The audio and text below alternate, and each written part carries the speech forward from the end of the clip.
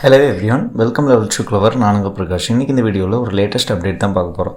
கலைஞர் மகளிர் உரிமை தொகைக்கு புதிய தகுதிகள் வெளியிட்டிருக்காங்க. ஸோ அது போக இந்த 4 ஆவணங்கள் மட்டும் இருந்தாவே போதும், நீங்கள் கலைஞர் மகளிர் உரிமை தொகைக்கு விண்ணப்பிக்கலாம்.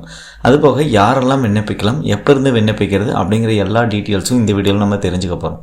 அது தெரிஞ்சதுக்கு முன்னாடி இது வரைக்கும் நீங்கள் நம்ம சேனலை சப்ஸ்கிரைப் பண்ணாமல் மறக்காமல் சப்ஸ்கிரைப் பண்ணுவீங்க. சப்ஸ்கிரைப் பண்ணாமல் தான் நான் போடுற ஒவ்வொரு பயனுள்ள வீடியோ உங்களுக்கு நோட்டிஃபிகேஷன் வரும். ஸோ வாங்க இன்றைக்கி வீடியோக்குள்ளே போகலாம். ஃப்ரெண்ட்ஸ், தமிழகத்தில் மிக முக்கியமான ஒரு திட்டம் அப்படின்னு பார்த்தீங்கன்னா கலைஞர் மகளிர் உரிமை தொகை திட்டம். இது 2023 செப்டம்பர் 15ஆம் தேதியிலிருந்து தமிழகத்தில் நடைமுறைப்படுத்தினாங்க. இது வரைக்கும் பார்த்தீங்க அப்படின்னா இந்த திட்டத்தின் மூலமாக 1,16,00,000 மகளிர்கள் பயனடைந்து வராங்க. ஸோ மாதம் அவர்களோட வங்கி கணக்கில் 15ஆம் தேதி 1000 ரூபாய் அப்படிங்கிறது நேரடியாக வரவு வைக்கப்பட்டிருக்கு. ஸோ இந்த வகையில் பார்த்தீங்க அப்படின்னா நிறைய பெண்கள் இதுக்கு இன்னுமே அப்ளை பண்ணாமல் இருக்காங்க. ஸோ அதுபோக கடந்த 2 வருடங்களாகவே இதுக்கு பல்வேறு தரப்பினரிலிருந்து கோரிக்கை பெற்ற வனமாகவே இருந்துகிட்ருக்கு. ஸோ அந்த வகையில் பார்த்தீங்க அப்படின்னா தமிழக அரசு தரப்பிலிருந்து அவ்வப்போது இதுக்கான செய்தி வெளியீடும் வெளியிட்டிருக்காங்க. ஸோ இப்போ தற்சமயம் என்ன சொல்லியிருக்காங்க அப்படின்னா, கலைஞர் மகளிர் உரிமை தொகை திட்டத்துக்கு தகுதியுள்ள விடுபட்ட மகளிர் எவரேனும் இருப்பின் உங்களுடன் ஸ்டாலின் முகாமுக்கு சென்று கலைஞர் மகளிர் உரிமை தொகை திட்டத்திற்கான விண்ணப்பத்தை பெற்று பூர்த்தி செய்து வழங்கலாம். கலைஞர் மகளிர் உரிமை தொகை திட்டத்திற்கான விண்ணப்பம் உங்களுடன் ஸ்டாலின் முகாம்களில் மட்டுமே வழங்கப்படும் அப்படின்னு சொல்கிறாங்க. அதாவது பார்த்திங்க அப்படின்னா ஒரு புதிய திட்டம் ஒன்று செயல்படுத்துகிறாங்க. அந்த திட்டம் பார்த்திங்கன்னா, அதாவது திட்டம்னு சொல்லக்கூடாது, அதை முகாம் அப்படின்னே சொல்லலாம். உங்களுடன் ஸ்டாலின் அப்படின்னு சொல்லிட்டு ஒரு முகாம் ஜூலை 15ஆம் தேதி தொடங்கி வைக்கிறார் முதலமைச்சர் மு.க. ஸ்டாலின்.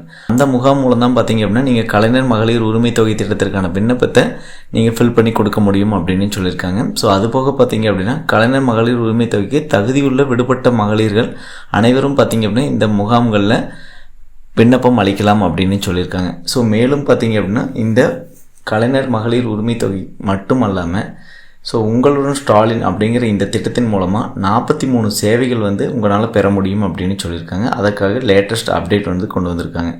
ஸோ இதுதான் பார்த்தீங்க அப்படின்னா அதோட லேட்டஸ்ட்டு, அதாவது நோட்டீஸ் அப்படின்னே சொல்லலாம். ஸோ இதில் பார்த்தீங்க அப்படின்னா அதுக்கான தகுதிகள் எல்லாமே கொடுத்துருக்காங்க.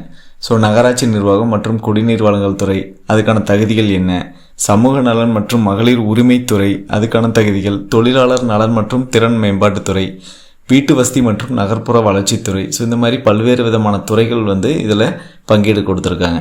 இதில் சிறப்பு திட்ட செயலாக்கத்துறையின் மூலமாக பார்த்திங்க அப்படின்னா, அதாவது கலைஞர் மகளிர் உரிமை தொகை தகுதியுள்ள மற்றும் விடுபட்ட மகளிர் முகாம்களில் வழங்கப்படும் விண்ணப்பத்தினை பூர்த்தி செய்து அளிக்கலாம் அப்படின்னு சொல்கிறாங்க.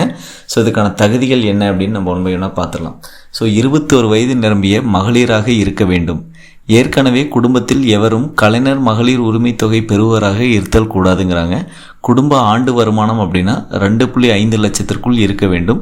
5 ஏக்கருக்கு குறைவான நஞ்சை நிலம் அல்லது 10 ஏக்கருக்கு குறைவான புஞ்சை நிலம் வைத்துள்ள குடும்பங்கள் ப்ளஸ் ஆண்டிற்கு வீட்டு உபயோகத்திற்காக 3600 யூனிட்டுக்கு குறைவான மின்சாரம் பயன்படுத்தப்படும் குடும்பங்கள் இவங்கெல்லாம் அப்ளை பண்ணலாம். மேலும் பார்த்திங்கன்னா மாற்றுத்திறனாளி ஓய்வூதியம் அல்லது பராமரிப்பு உதவித்தொகை அல்லது முதியோர் ஓய்வூதியம், முதலமைச்சரின் உழவர் பாதுகாப்பு திட்டம் அல்லது அமைப்புச்சாரா தொழிலாளர் நலவாரிய முதியோர் ஓய்வூதியம், இந்திரா காந்தி தேசிய விதவை ஓய்வூதியம், ஆதரவற்ற விதவைகள், ஆதரவற்ற கணவனால் கைவிடப்பட்ட பெண்களுக்கான ஓய்வூதியம் மற்றும் 50 வயதிற்கு மேற்பட்ட திருமணமாகாத ஏழை பெண்களுக்கான ஓய்வூதியம் பெறும் நபர்களை தவிர அக்குடும்பத்தில் மற்ற தகுதி வாய்ந்த பெண்களும் விண்ணப்பிக்கலாம் அப்படின்னு சொல்கிறாங்க. குடும்பத்தில் வருமான வரி கணக்கு தாக்கல் செய்பவர் அல்லது வருமான வரி தொழில் வரி செலுத்துபவர் அல்லது ரூ. 50 லட்சத்திற்கு மேல் ஆண்டு விற்பனை செய்து ஜிஎஸ்டி செலுத்துபவராக இருக்கக்கூடாது. குடும்ப உறுப்பினர்களில் தேர்ந்தெடுக்கப்பட்ட மக்கள் பிரதிநிதிகள் இருக்கக்கூடாது. அதாவது நகர ஊராட்சி மன்ற வார்டு உறுப்பினர்கள் தவிர ப்ளஸ் சொந்த பயன்பாட்டிற்காக 4 சக்கர வாகனங்கள் வைத்திருக்கக்கூடாது. அரசு திட்டங்களின் கீழ் மானியம் பெற்று அதன் மூலம் 4 சக்கர வாகனம் வைத்திருக்கும் குடும்பங்களில் உள்ள தகுதி வாய்ந்த பெண்களும் விண்ணப்பிக்கலாம் அப்படின்னு சொல்கிறாங்க.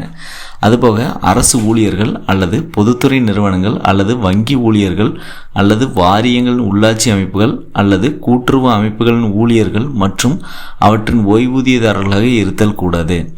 சிறப்பு கால முறை ஊதியம், அதாவது ஸ்பெஷல் டைம் ஸ்கேல் அப்படின்னு சொல்லுவாங்க. ஸோ பெற்று பணியாற்றி தற்போது ஓய்வூதியம் பெறும் ஓய்வூதியதாரர் தவிர அக்குடும்பத்தில் இருக்கும் மற்ற தகுதி வாய்ந்த பெண்கள் வந்து விண்ணப்பிக்கலாம் அப்படின்னு சொல்கிறாங்க. குடும்ப அட்டை, ஆதார் அட்டை, வங்கி கணக்கு புத்தகம் மற்றும் மின்கட்டண ரசீது இது எல்லாமே இருந்தால் போதும் நீங்கள் வந்து அப்ளை பண்ணிக்கலாம் அப்படின்னு சொல்கிறாங்க.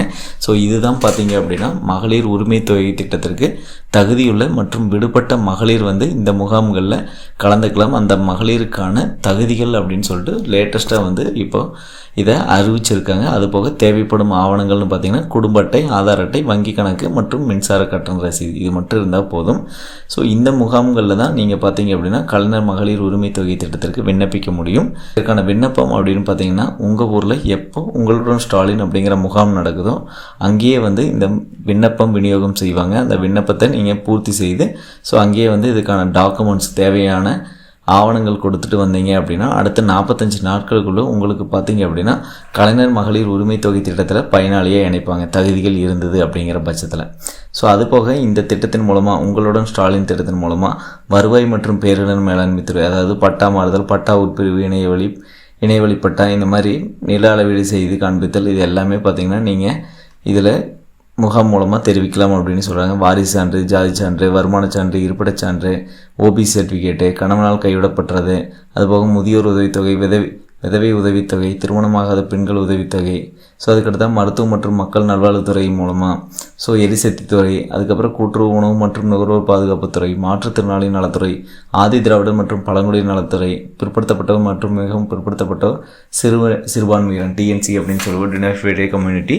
ஸோ இவங்க எல்லாமே பார்த்திங்க அப்படின்னா இந்த டிபார்ட்மெண்ட்டில் ஸோ இதுக்கு எல்லாமே வந்து நீங்கள் அப்ளை பண்ணலாம். அதாவது ஸோ ஏதாவது இஷ்யூ இருக்குது அப்படின்னா இந்த முகாம் மூலமாக நீங்கள் தெரிவிக்கலாம் அப்படின்னு சொல்லியிருக்காங்க. ஸோ கண்டிப்பாக உங்களுக்கும் தகுதிகள் இருந்தது அப்படிங்கிற பட்சத்தில் நீங்களும் பார்த்தீங்க அப்படின்னா இந்த கலைஞர் மகளிர் உரிமை தொகைக்கு விண்ணப்பிக்கலாம். சரிங்களா? ஸோ மற்ற வீடியோவில் சந்திக்கும் வரை உங்களிடமிருந்து விடைபெறுவது உங்கள் பிரகாஷ். பாய், டேக் கேர்.